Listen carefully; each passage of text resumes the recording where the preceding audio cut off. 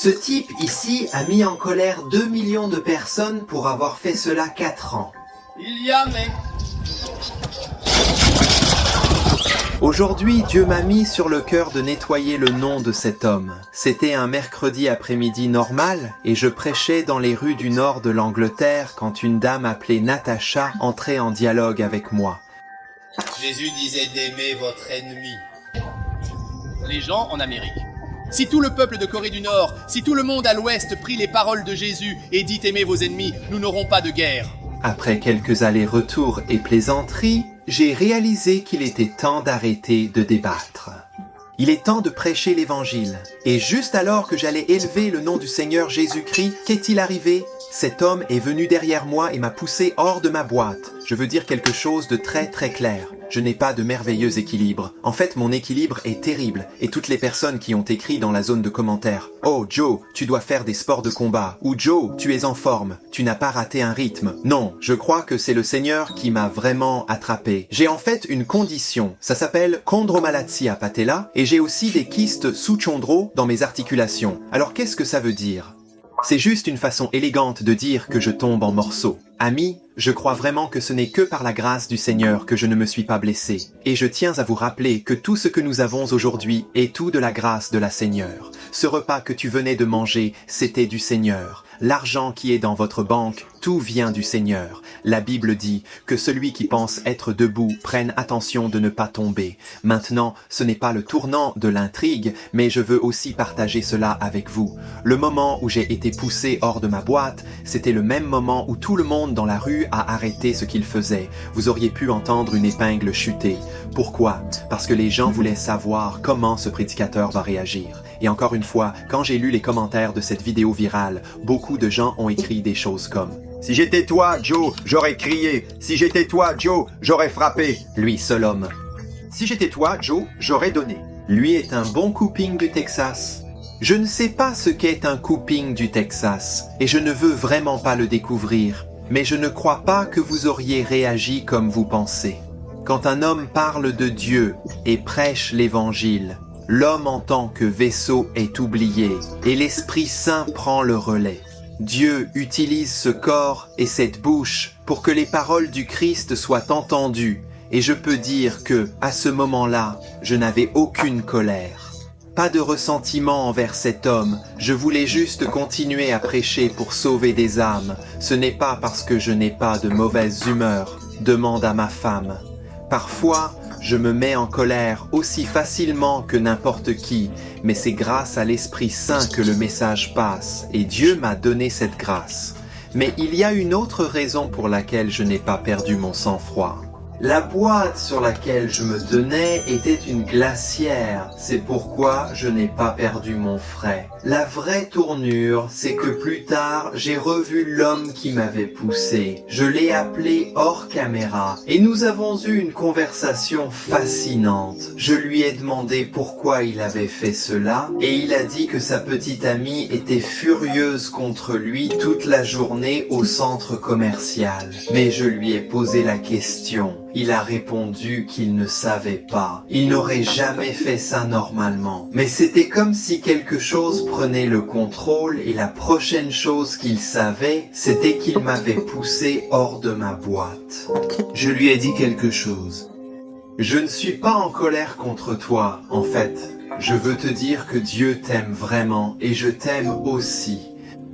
Et à ce moment-là, vous ne croyez pas cela, mais ses yeux se remplissent de larmes. Alors je lui ai dit, « Qu'en penses-tu de Dieu ?»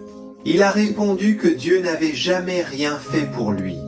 Il était sans abri et avait une vie difficile. À ce moment-là, sa petite amie est intervenue, disant que ce n'était pas la faute de Dieu, mais son propre choix.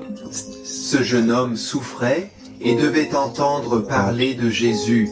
Nous avons un peu discuté. Je lui ai partagé l'évangile et finalement, il a pris un évangile de John. J'ai fait cette vidéo pour une raison. Des milliers de personnes étaient en colère contre lui pour m'avoir poussé. Il est temps de nettoyer son nom. C'est important car Jésus a pardonné bien davantage. Effacez votre nom. Vous voyez, vous et moi, vous ne vous rendez peut-être pas compte, mais à côté de notre nom, il y a une grande liste de toute la saleté. 7. Attribué à notre nom, donc à côté de mon nom, est un menteur, blasphémateur, voleur, un homme qui perd la colère, impur, jaloux, fier. Toutes ces choses sont à côté de mon nom. Et pourtant sur la croix, Jésus-Christ a été un substitut à notre péché.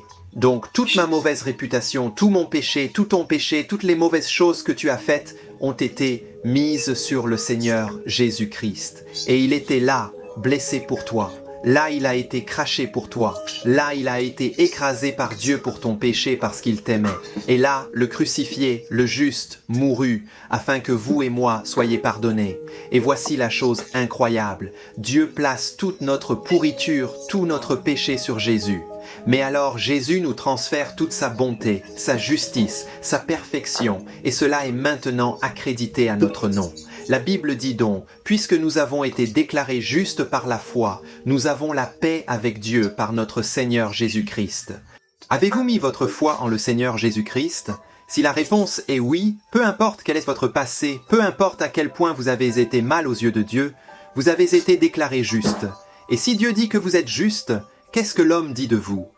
Mais si la réponse est non, et que vous n'êtes pas encore venu au Seigneur Jésus-Christ, puis-je vous dire cela doucement ? Qu'attendez-vous ? Viens vers le Seigneur Jésus-Christ et appelle Dieu pour qu'il vous pardonne, vous sauve et vous donne la vie éternelle, parce qu'il promet qu'il ne retournera personne. Et l'homme, fils de l'homme, Jésus-Christ, qui avait un nom totalement clair, il peut vous donner sa bonté, et son salut peut vous être donné en don en ce moment. Mais maintenant, supposons que je n'ai jamais eu cette conversation secrète hors caméra. Avons-nous toujours le droit de nous mettre en colère contre cet homme ?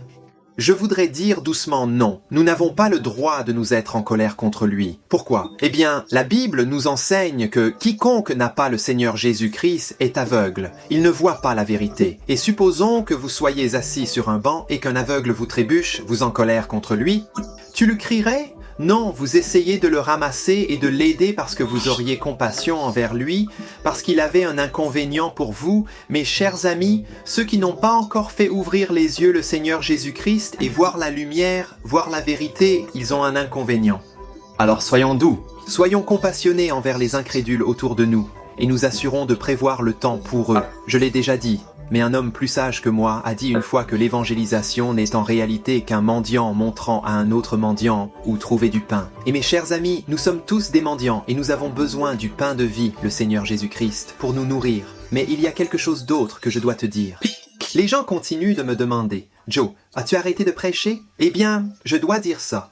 Je n'ai pas arrêté de prêcher, mais je ne poste plus de vidéos ici. J'ai créé une autre chaîne. Pour voir mes dernières prédications, cliquez ici. Si vous n'êtes pas encore abonné, abonnez-vous, je serai reconnaissant. Peut-être aimer la vidéo aidera à atteindre plus de gens. Que Dieu vous bénisse et merci d'avoir regardé.